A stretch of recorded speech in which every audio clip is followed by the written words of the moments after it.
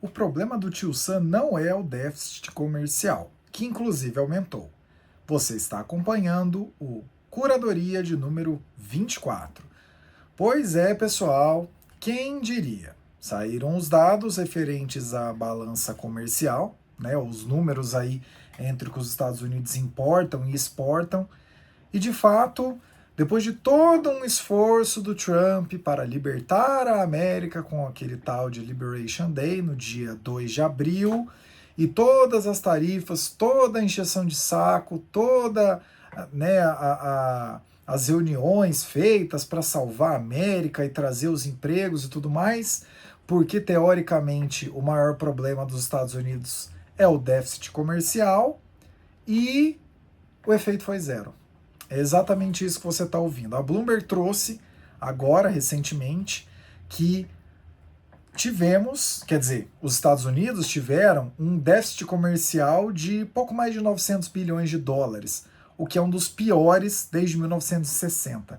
E aí talvez você pense, mas são 900 bilhões de dólares, mas será que melhorou um pouquinho? Não. Um ano antes era 900 e poucos bilhões de dólares também, com uma diferença basicamente de zero. Ou seja, com toda essa encheção de saco que foi colocada na mesa, não foram trazidos os empregos. Tudo bem, pode ser que você alegue que ainda está muito cedo para dizer como é que seriam trazidos esses empregos, porque as fábricas demoram um certo período. Ok, vamos levar isso em conta. Não foram trazidos os investimentos. Lembrando aí, em algum dos episódios desses novos formatos, nós trouxemos aqui para você que uma fábrica da Hyundai que estava para ser instalada, veio um pessoal da Coreia do Sul para mostrar, né, fazer alguns treinamentos, e aí alguém, uma senhora lá, provavelmente meio desequilibrada, chamou o ICE, e aí vários desses funcionários, inclusive alguns diretores da Hyundai, foram levados para se explicar e tudo, e no final das contas essa fábrica vai ser tocada por robôs, ou seja, se os investimentos pode ser que demorem um pouco mais para vir, porque eles não são instantâneos, os empregos você pode ter quase certeza que não estão vindo, inclusive eles também estão reduzindo.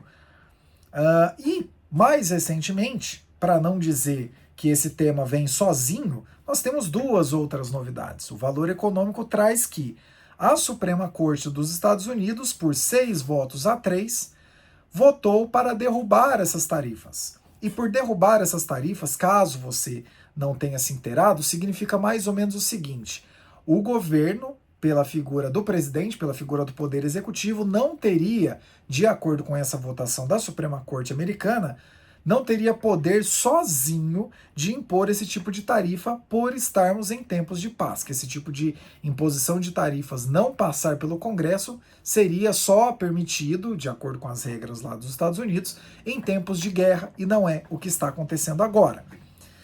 Logo depois dessa decisão, duas outras consequências passam a acontecer. Uma delas é uma novidade e a outra saiu um pouco mais perto da gravação desse episódio ser iniciada.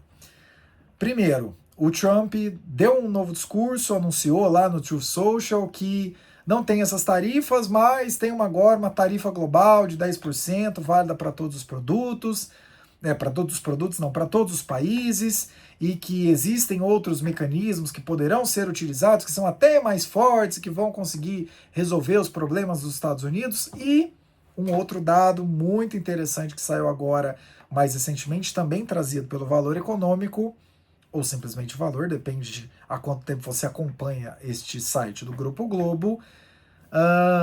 Com essa decisão da Suprema Corte, você que está acompanhando esses episódios há um certo tempo, pelo menos aí do período em que começaram esses novos formatos, vai se lembrar. Tem mais de 1.000 empresas nos Estados Unidos processando o Estado pelas tarifas pagas. E por que processando pelas tarifas pagas? Vamos fazer um pequeno retrospecto.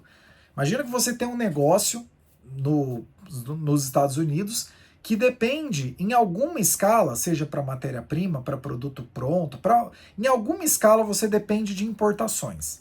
e você tinha lá uma taxa muito próxima de zero para fazer isso. Então valia a pena, né? Você estar nos Estados Unidos, acessar um mercado que tem uma renda, né, uma renda consideravelmente, eu falo sensivelmente, açaí severamente, uma renda sensivelmente mais elevada do que no resto do mundo, uma população que é bastante propensa ao consumo, ou seja, se você estivesse nos Estados Unidos, valeria muito a pena. Mas do nada chega uma tarifação e acaba comprimindo a sua margem e fica meio complicado.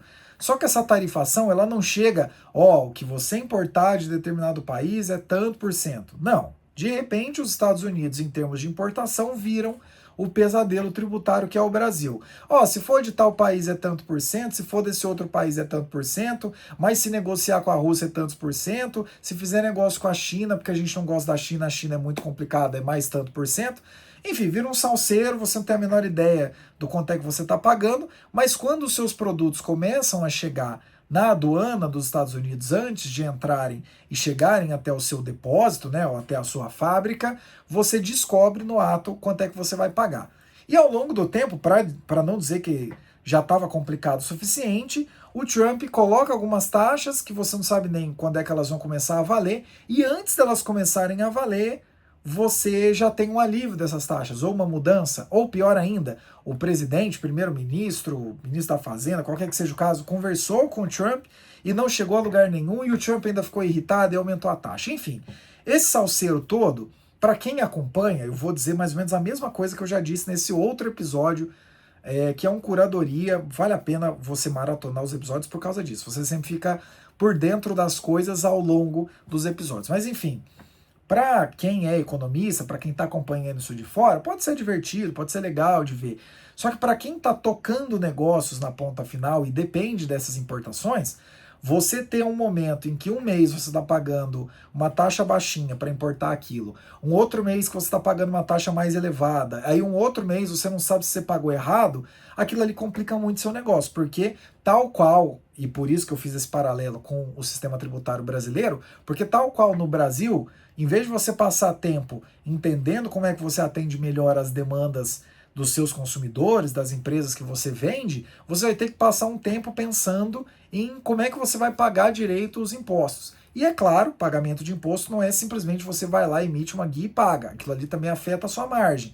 Então, nesse salseiro de era uma taxa baixa, foi para uma taxa alta, e depois veio para uma taxa média, aí caiu e não sei o quê, muitos negócios deixaram de fazer investimentos, muitos negócios mandaram gente embora. Inclusive tem vários dados referentes a 2025 e também agora do começo de 2026, que os empregos industriais, que teoricamente seriam atraídos com esse salseiro muito doido do Trump, eles na verdade estão diminuindo. Em um passo bastante avançado, diga-se de passagem, o maior passo em vários anos. Então assim, tivemos esse dado recente referente a 2025 de que déficit comercial está estatisticamente a mesma coisa, 900 e poucos bilhões de déficit comercial.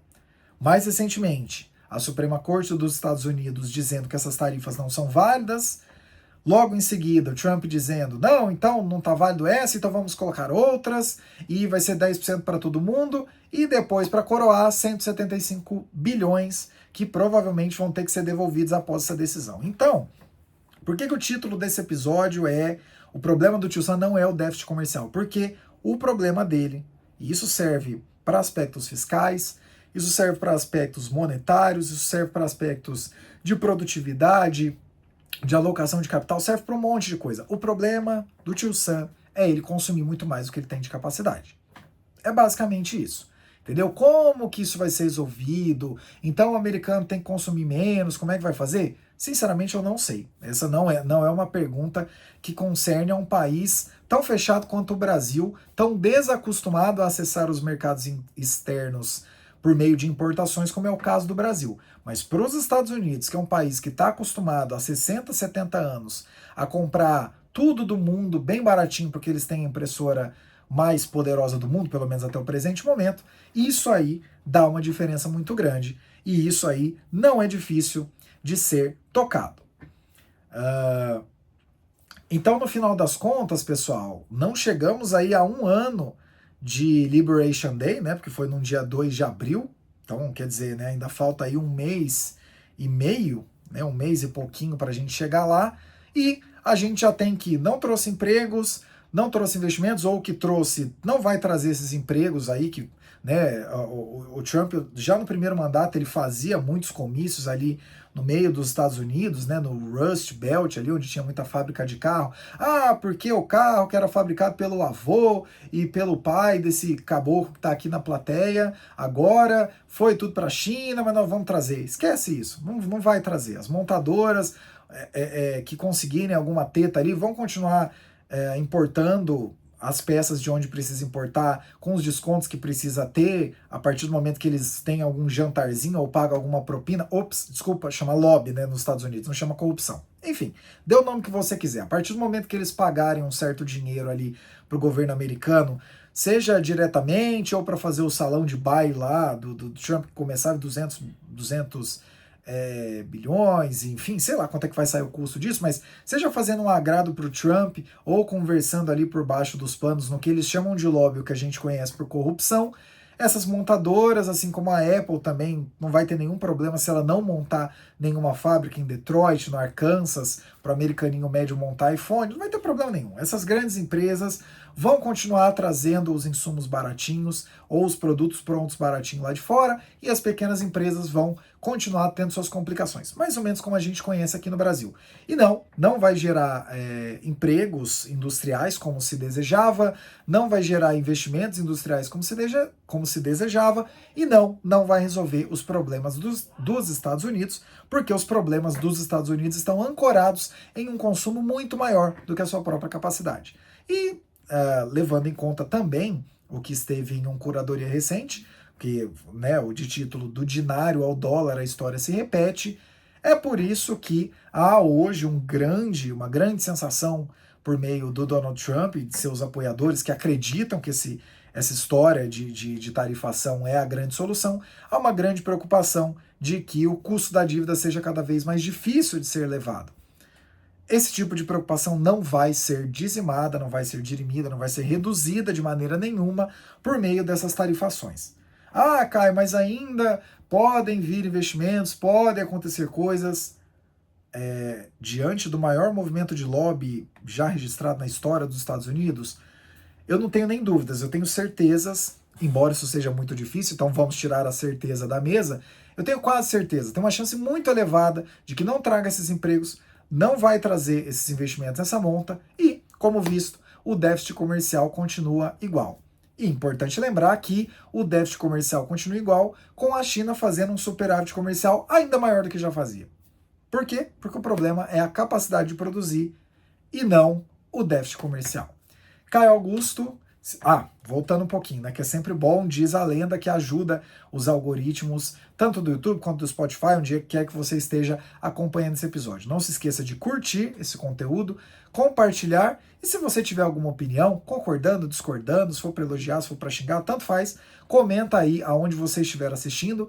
Geralmente vai ficar mais fácil da gente ver e responder se você comentar pelo YouTube, mas se quiser comentar em outro lugar também, muito bom, porque a gente vai esticando essa conversa. Caio Augusto, diretamente de 20 de fevereiro de 2026, até o próximo Curadoria.